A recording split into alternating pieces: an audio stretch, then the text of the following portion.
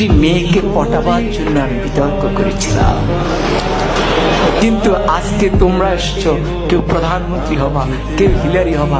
কি ভয়ঙ্কর মিথ্যা কথা! কারণ আমি একটি মেয়েকে শুধু পটাতে চেয়েছিলাম। কি দিয়ে? বিতর্ক দিয়ে। সে আমাকে পাত্তা দেয় না, সে আমার দিকে তাকায় না।